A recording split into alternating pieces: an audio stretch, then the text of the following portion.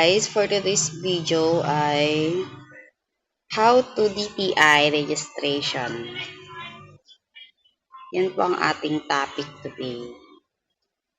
DTI new registration sa mga hindi pa po nakakaalam, madaming nagtatanong. So, dito lang po kayo sa new registration. Then, click the bottom, agree. Then, fill out na natin ito guys. Yan dapat lalabas.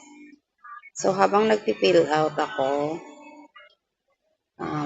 paki-subscribe na lang po ang aking YouTube channel and like and share na rin para updated po kayo sa aking videos. So, yan.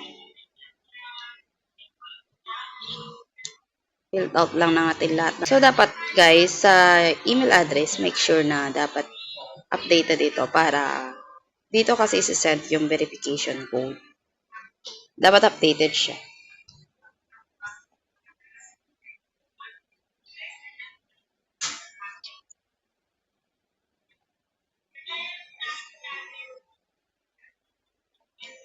Natin to guys para mas mabilis. Copy and paste lang.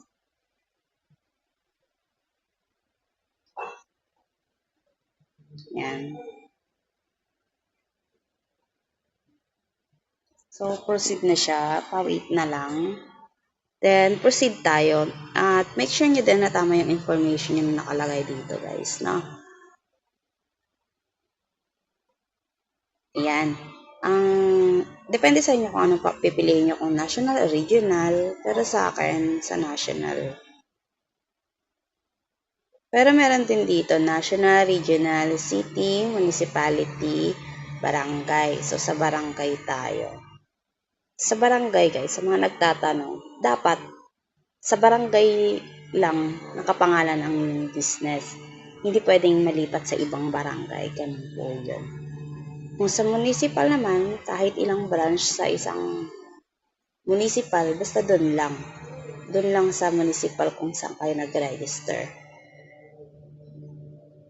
Kung sa barangay, hindi pwedeng malipat sa ibang barangay yung business branch niyo.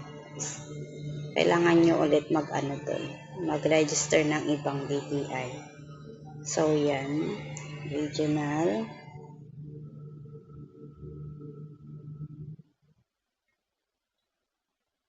Fill out ulit natin. Ayan, guys. Yan. Fill out ulit. Basta lahat ng mga may asterisk, dun lang.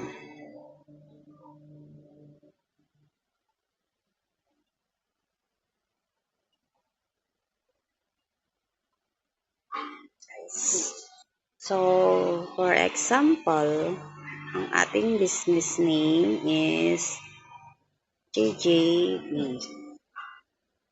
JJV Store. Yan.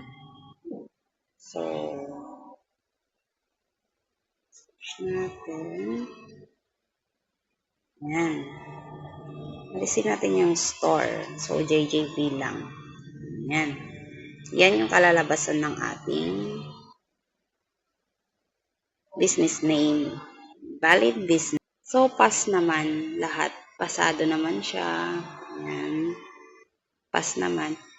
Kung merong mga nakalagay na hindi pasado sa pangalan, kailangan yung mag-iba kasi baka may kapangalan kayo guys. So, yan sa akin yung yes. So, after proceed, so, pwede ka na magbayad through GCash or over the counter. Yun lang. Thank you for watching.